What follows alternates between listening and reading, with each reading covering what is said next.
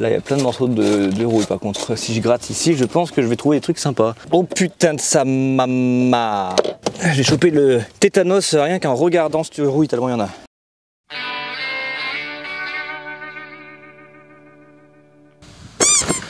Bientôt, c'est bienvenue dans mon ranch. Et aujourd'hui, on bricole encore sur Apple. Pour vous, ça fait une semaine que j'ai pas fait de vidéo. Pour moi, ça fait au moins un mois parce que j'avais beaucoup d'avance sur les dernières vidéos. Aujourd'hui, on va changer la courroie d'alternateur qui a sauté. Première fois que j'achète quelque chose pour Apple, un produit neuf. Bon, une courroie d'alternateur, c'est pas ce qui coûte le plus cher, mais ça reste que je commence à dépenser de l'argent dans cette voiture, c'est pas bon. Faudra que je m'en débarrasse rapidement celle-là. On va aussi retirer la moquette pour se donner à peu près une meilleure idée de l'étendue des dégâts de la rouille sur cette voiture. J'ai découvert aussi un beau spot de rouille hier qui est vraiment pas beau et je vais vous montrer ça. C'est parti.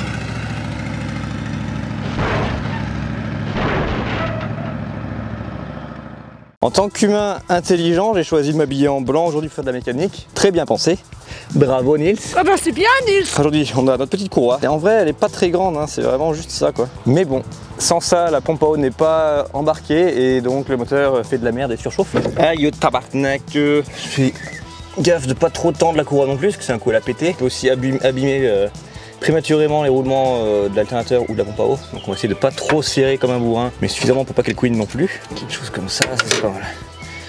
Ça va être sympa. Il va me falloir 3 mains là. 3 jambes, ça j'ai. 3 mains, pas encore. Bouffe de France. Voilà. Ça devrait pas bouger.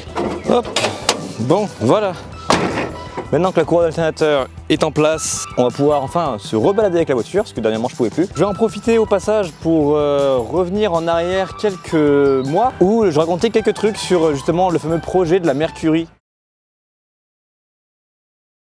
Aujourd'hui, c'est officiel, la Tonus est vendue, elle est partie, ça y est, donc je suis content. J'espère qu'elle fera des heureux. Santé. Donc vous allez me dire maintenant que la Tonus est partie, ton projet de voiture américaine, il va enfin pouvoir avancer. Et quelle est cette voiture mystérieuse? La vie est faite parfois d'imprévus.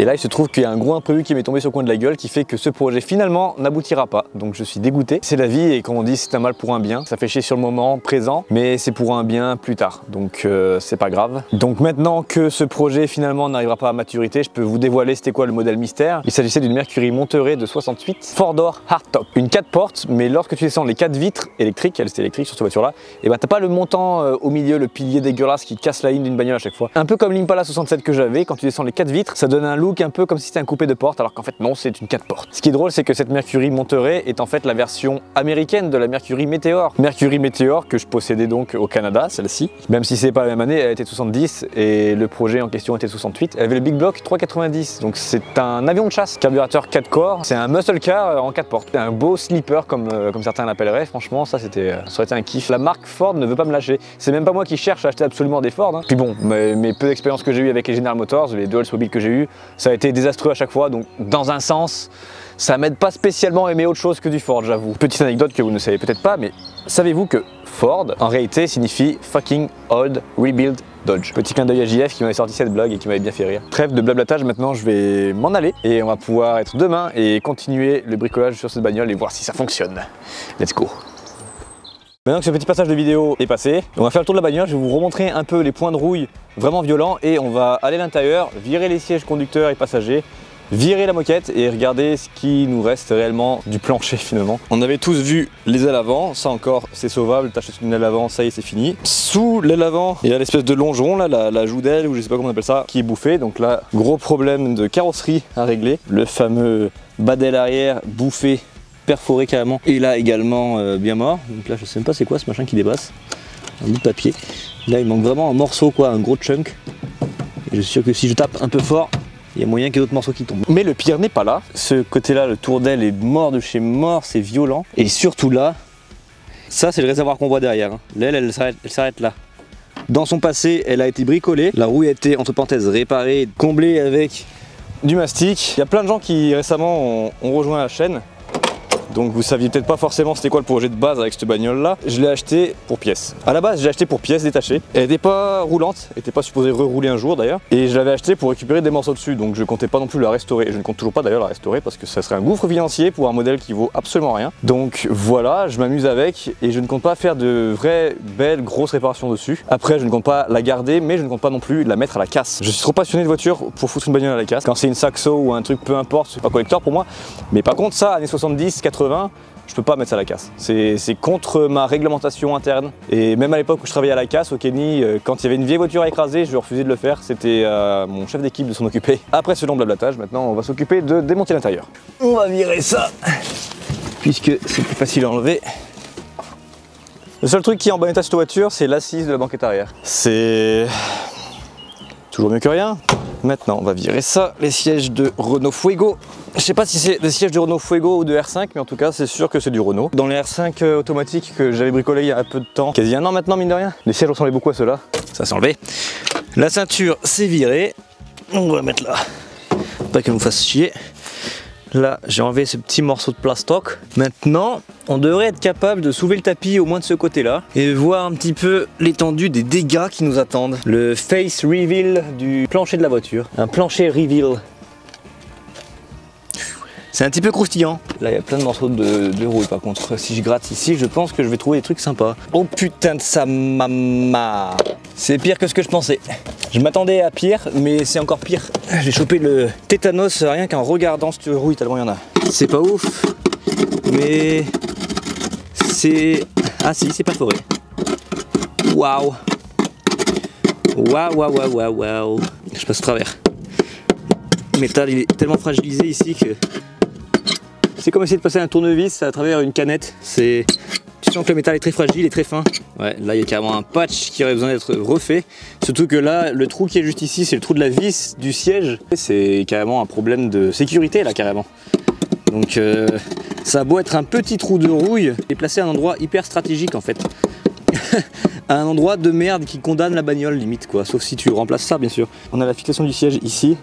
Et toute la grosse rouille perforante juste à côté de tout ça là. Et là, si on va un peu plus vers l'avant, au niveau des pieds du passager, on peut voir le soleil à travers le plancher, ce qui n'est pas ouf normalement. La dernière fois quand j'ai roulé, j'ai cru sentir un bâton passer sous mes pieds. Je pense que je ne rêvais pas. Ça encore c'est le côté passager, le côté conducteur, j'attends de voir. Oh putain, attends, ça continue là. Je pense que là on est au bout de nos surprises ici. Voilà. C'est déjà pas mal. C'est déjà bien mangé, putain. Elle est dans un état lamentable. Et là, il n'y a plus grand chose qui tient en vrai. Là, tu mets un gros coup de pied dedans, tu passes à travers et il y a juste ça qui tient là. Là, ici, ça tient plus. Là, il y a juste cette petite partie de merde qui tient tout ce côté-là, quoi. Prendre de la place, ces sièges, mine de rien, vu qu'il y a un appui-tête. Oh, c'est quoi ça? 5 centimes de francs. Putain, ça date. Ça faisait longtemps que j'ai pas revu ça comme pièce. Là, il y a des fils de haut-parleurs qui ont été mis ici. Tant qu'on y est, on va les virer. Je déteste quand il y a des fils électriques qui traînent dans la bagnole dans tous les sens. Quand c'est des fils haut-parleurs, c'est pas ce qu'il y a de plus gênant, mais ça reste que je préfère tout virer et laisser comme c'est d'origine, sans haut-parleur, sans musique. Et on va gagner du poids. On va virer quelques kilos de fils. On va essayer de faire sortir ça sans renverser toute la saloperie qui est dessus, ça serait bien. Eh bien, ce n'est pas très glorieux tout ça. Je vais essayer d'enlever un bloc, ça fera moins de merde à récupérer après. Ce côté-ci a beaucoup moins été épargné. On voit rien parce que c'est dans le noir, mais là, il y a un beau cratère. Là, il y en a un autre. Et là maintenant, au niveau du plancher conducteur, là aussi, pareil, le coin qui a pris ici, là, et pareil, il manque un beau morceau. Le bout de bois que j'ai senti la dernière fois, il a dû rentrer par ici. J'ai senti, pouf, je vais venir jusqu'à là. Je vais passer un petit coup de brosse là-bas dedans, essayer de virer un peu ce que je peux. Je voulais juste me faire une idée de ce qu'il y avait sous le tapis. Et effectivement, je ne risque pas de la réparer, encore moins maintenant. Bon, j'ai un petit peu tout nettoyé. Bon, au pinceau parce que j'avais que ça. Là, ici, c'est bien dégueulasse. Là, niveau passager, c'est catastrophe, catastrophe. Là, ici, c'est pas si mal en vrai. Il y a juste cette partie-là qui est morte. Et côté conducteur, bon bah il y a les pieds là-bas qui sont naze. Ça va rester un peu le General Lee, on va rouler avec pour se faire kiffer dans le coin, dans les champs. Mais ça sera tout. Bon bah ce sera tout pour la vidéo d'aujourd'hui. Je pense que maintenant vous comprenez peut-être un peu mieux pourquoi je dis que je ne compte pas me lancer dans la restauration de ce véhicule. Elle est dans un état lamentable. C'est un modèle 1300, c'est un modèle MK2. C'est un break, il y a trop d'éléments qui font que c'est pas un modèle assez intéressant pour valoir la peine de balancer autant d'argent et de temps. Moi j'aime les vieilles bagnoles, mais plus voitures américaines, les V8, les vraies américaines. Ça pour moi c'est une européenne, une Ford certes, la marque est américaine en soi, mais ce modèle là était fait pour le marché européen. Mais c'est pas une vraie américaine, il n'y a pas de V8 là-dedans, il y a eu V6 au maximum. La restauration d'Apple, on va dire, va pas forcément aller bien plus loin que ça. Comme diraient les Américains, elle est too far gone, trop partie loin pour pouvoir être restaurable. Pour ma réalité à moi, on va dire, ma réalité financière, ma réalité passion aussi. Prochain bricolage qu'on fasse sur Apple, franchement, j'en ai aucune idée, je suis un petit peu bloqué en ce moment. Prochainement, j'ai un autre concept de vidéo que j'aimerais mettre en œuvre sur ma chaîne. Ça sera moins tourné vers la mécanique et plus vers l'histoire des muscle cars, on va dire. Par exemple, là, l'épisode que j'ai en tête, que je suis en train de commencer à préparer, ce serait sur la Chevrolet Monte Carlo. En gros, je raconterai l'histoire de la Chevrolet Monte Carlo, du début de sa production en 70 jusqu'à les derniers modèles qu'on a eu, même si au bout d'un moment c'est devenu des modèles très dégueulasses, et donc parler des muscle cars comme ça, un par un quoi. Donc un épisode sur la Mustang, un sur la Torino, un sur la Mercury Monterey, etc.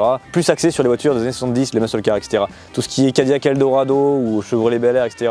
Ça peut être intéressant. Éventuellement, quand j'aurai fait le tour des muscle cars, on se penchera peut-être plus sur les voitures un peu plus classiques, on va dire, plus années 50-60. Mais pour le moment, je vais plus me pencher sur les muscle cars, qui est ma passion principale. Sur ce, n'hésitez pas à liker, partager, commenter, vous abonner, éventuellement me rejoindre sur Twitch si vous êtes d'humeur à gamer. Et je vous dis à bientôt dans une prochaine vidéo.